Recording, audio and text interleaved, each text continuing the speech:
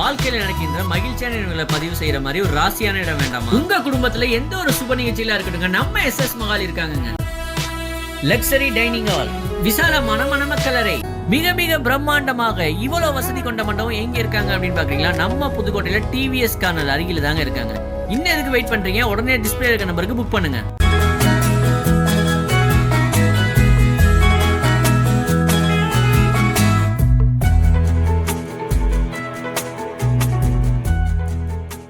Viewers வணக்கம். நம்ம இன்னைக்கு நண்டு எப்படி க்ளீன் பண்ணலாம்னு சொல்லிட்டு பார்க்கலாம்.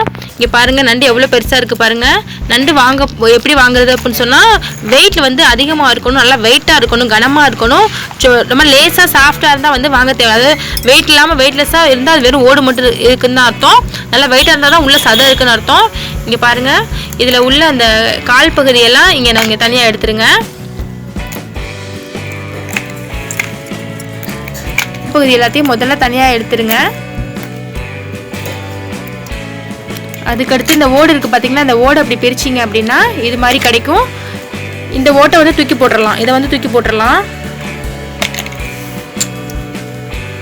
அந்த உள்ளே இருக்குது பார்த்தீங்களா, அதை வந்து உள்ளே இருக்க இந்த கழிவு எல்லாத்தையும் ரிமூவ் பண்ணிடணும்.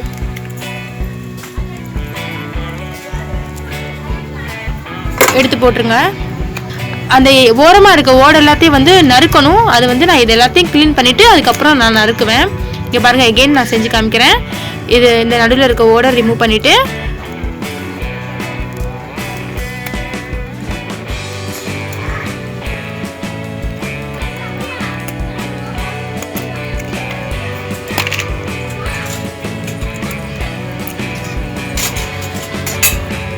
கழிவு எல்லாத்தையும் ஃபுல்லாக ரிமூவ் பண்ணிடுங்க.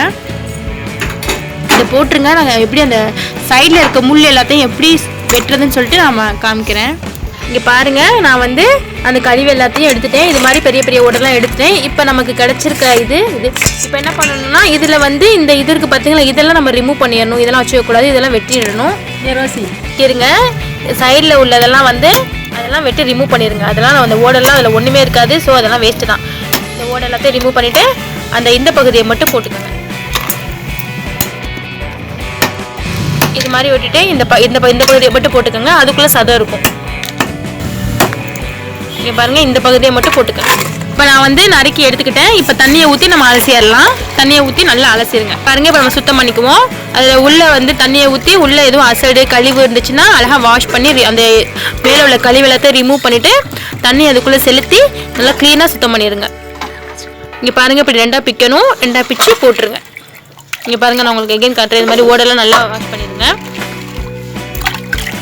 தண்ணியை செலுத்தி இங்கே பாருங்கள், இப்படி பண்ணால் கழிவு வரும். அந்த கழிவெல்லாம் எடுத்து போட்டுருங்க. எடுத்து போட்டுட்டு அந்த சதப்பகுதியை வந்து ரெண்டாக ஓப்பன் பண்ணிடுங்க. இங்கே பாருங்கள், இப்படி ரெண்டாக ஓப்பன் பண்ணி அலசிட்டு